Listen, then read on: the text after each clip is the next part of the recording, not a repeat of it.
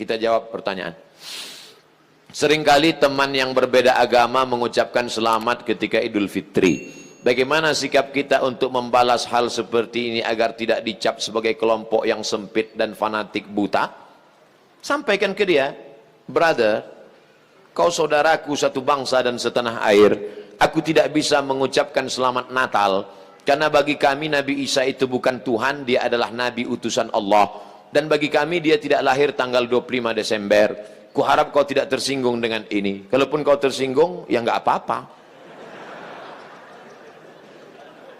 Saya punya sahabat tidak Islam, tapi saya sampai hari ini masih teman baik, dan dia tidak tersinggung karena dia tahu keyakinan saya. Itulah makna persahabatan. Persahabatan itu seperti kepompong, berawal dari ulat menjadi kupu-kupu. Persahabatan itu kan saling memahami, saling mengerti. Bukan kita mengorbankan akidah kita. Bukan berarti dia ucapkan Idul Fitri 1 Syawal, mohon maaf zahir dan batin, lalu kita balas dengan ucapan yang sama. Tapi di hari baik, di hari yang lain, saya tetap datang bersilaturahim, saya tetap datang berkunjung ke rumahnya.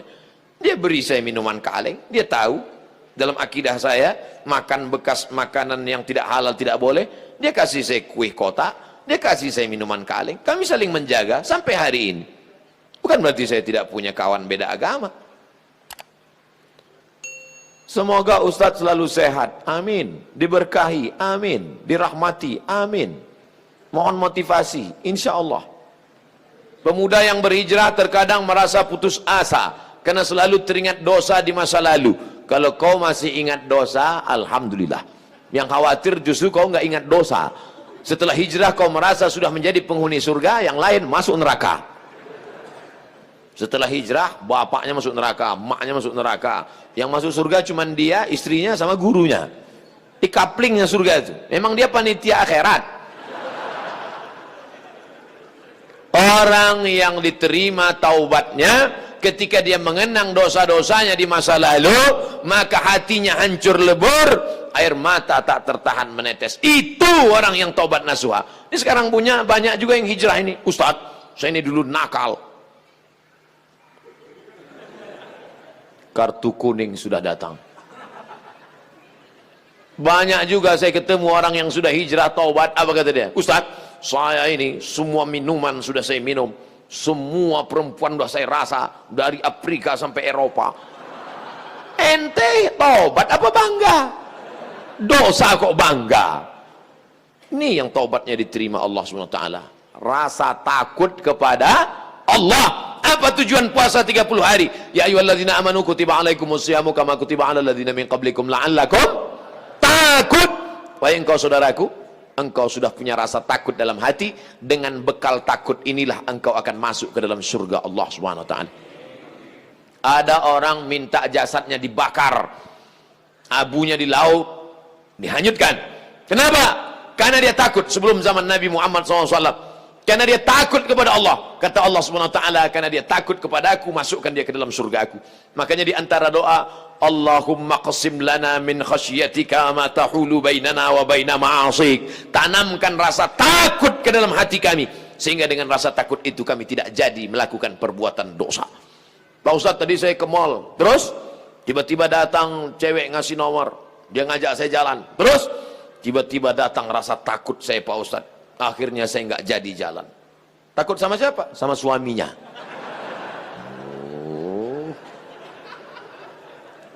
Untuk masyarakat Indonesia yang beragam, bagaimana model bertetangga yang diajarkan Islam dalam menghadapi perbedaan keyakinan dan latar belakang etnis?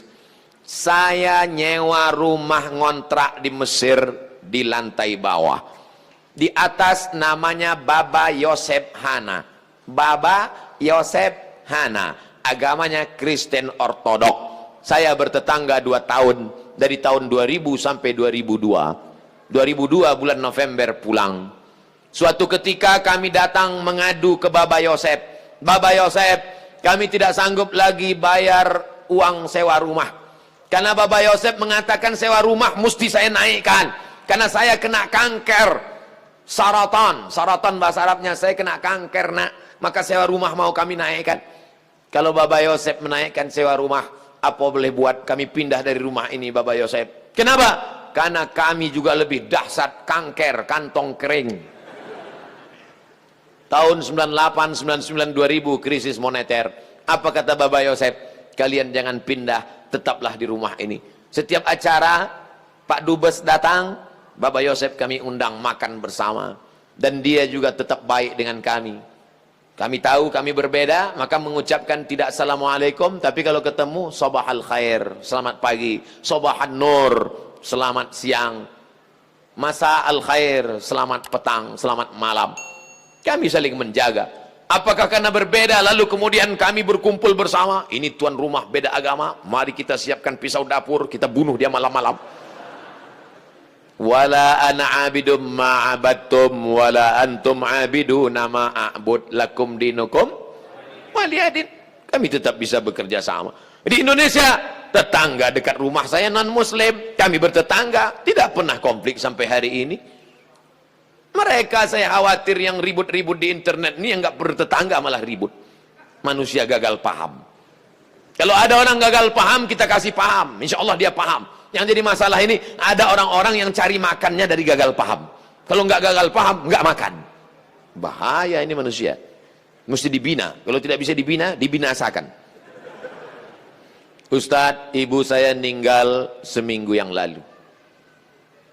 Ibu saya meninggal hari Jumat ini 11 Rajab setahun yang lalu. Sampai hari ini belum hilang sakitnya. Apalagi kalau seminggu yang lalu. Saya mohon doanya agar ibu saya ditempatkan di tempat terbaik di sisi Allah. Nanti di akhir majelis, bukan hanya ibu engkau saudaraku, ibu kita semua. Dulu, makin berjalan hari itu makin lama dia makin berkurang. Di antara yang menenangkan hati ini adalah banyak-banyak berkirim doa. Habis setiap solat, Allah maghfirlaha warhamha wa'afiha wa'afu anha. Kalau kau sanggup baca sekhatam Quran, bacakan sekhatam. Tak sanggup sekhatam, baca Yasin. Tak sanggup Yasin, baca Fatihah. Fatihah tak juga sanggup, parah kali. Habis itu pula kalau kau ada duit gaji sedekah, belikan beras 10 kilo, sarden, ikan, kumpul, masukkan ke kresek, serahkan ke anak yatim. Sebutkan, ni anak yatim tolong doakan almarhumah ibu saya. Di mana dulu tempat dia sholat, kau buka sajadah sholat kau di situ, menenangkan hati. Wasta'inu bis sabri wassalah. Mintalah tolong kepada Allah dengan sabar dan sholat. Saya tahu, man lam yadhuq lam ya'rif man lam yadhuq. Orang yang tak meninggal ibunya tak dapat dia merasakan bagaimana sakitnya kehilangan. Oleh sebab itu maka yang masih ada ibunya pulang dari sini, kau belikan makanan kesukaannya, datang ke rumahnya, cium tangannya, suapkan makanan, peluk dia, cium keningnya, senangkan hatinya. Hanya itu yang dapat membuat kau bahagia. Kalau kau ingin rezekimu seperti rezeki raja-raja, perlakukan ayah ibumu seperti raja. Insya Allah semua kesulitan hidupmu akan diberikan Allah kelapangan, insya Allah. Amin ya rabbal alamin. Sebelumnya mohon maaf Ustadz, pertanyaan ini keluar dari materi hari ini. Belakangan ini saya lihat banyak perkumpulan orang-orang atau komunitas mengaku Islam modern atau Islam yang bersatu dengan budaya. Bagaimana cara kita memandangnya agar kita tidak disebut musyrik dan diterima di kalangan masyarakat sebagai pecinta budaya daerah? Ini pertanyaannya umum. Kalau mau nanya ke saya masalah hukum fikih, sebutkan secara spesifik satu contoh kasus. Karena kalau cerita masalah budaya, maka saya pecinta budaya. Peci ini agama atau budaya? Budaya. Mana ada hadis Nabi, sahabat, tabi'in, Imam Syafi'i pakai peci? Ini budaya. Saya pakai budaya ini sekarang. Maka kemana-mana saya mau menunjukkan budaya. Ketika di Maroko pun waktu sidang S3 saya pakai. Saya mau menunjukkan saya orang Indonesia. Saya pakai batik. Batik itu budaya? Budaya. Apakah salah saya pakai peci dan batik? Tidak. Ada juga orang mengatakan, jangan pakai batik gambar burung, nggak boleh dibawa sholat. Kenapa? Karena dalam burung itu ada tai. Gimana ceritanya? Saya yang bodoh apa dia yang pintar? Selama budaya itu tidak mengandung unsur kemusyrikan, merusak akidah, maka ada syarat dan ketentuan berlaku. Wala ana abidum ma'abadtum wala antum abiduna ma'abud lakum dinukum waliyadin. Karpet ini agama atau budaya? Budaya. Karpet ini budaya. Masjid Nabawi yang asli nggak ada karpetnya. Ini berapa kali budaya. Ini lagi membuat bunga-bunga nih. Ini budaya semua nih. Bunganya mati lagi. Oleh sebab itu maka bahkan masjid kita pun banyak budaya. Ini bangunan melengkung di tengah. Tiang melengkung di tengah disebut dengan kubah. Kubah itu budaya dari Bizantium, Romawi. Makanya bangunan-bangunan Romawi, coba tengok gereja-gereja ortodok di Moskow pakai kubah. Orang yang tidak ngerti dia tengok, loh kok ada masjid di Moskow? Padahal itu katedral. Bangunan itu adalah budaya Eropa, budaya Bizantium, budaya Romawi kuno, diambil. Maka tidak jadi masalah karena tidak terkait dengan akidah. Begitu juga dengan tiang menara masjid. Itu bukan agama, itu budaya. Karena dulu di Mesir ada namanya tiang tinggi tempat api di tepi laut supaya para nelayan kalau tengah malam jangan sampai kapalnya nabrak ke pantai. Maka disebutlah tempat itu mercusuar, sehingga di tengah malam dia ngelihat. Waktu itu belum ada GPRS. Maka dia lihat, oh kita udah dekat di tepi pantai, maka layar mesti diarahkan ke melawan angin supaya kapal tidak laju, supaya tidak kencang. Lalu kemudian ketika orang Islam melihat ada menara tinggi, apinya dibuang, muazzinnya naik ke atas. Allahu Akbar, Allahu Akbar. Sekarang muazzinnya di bawah, mikrofonnya ke atas. Sound systemnya di atas. Sekarang nggak ada lagi kabel, wireless. Ini semuanya budaya. Selama budaya itu tidak merusak akidah, maka boleh. Yang nggak boleh itu budaya celana pendek. Kenapa? Karena melanggar syariat Islam. Nampak pangkal paha dan lutut. Tidak sah salat. Selama budaya tidak melanggar akidah, maka dia boleh dilaksanakan. Budaya itu apa Pak Ustaz? Hasil cipta karya karsa manusia yang tidak ada wahyu di dalamnya.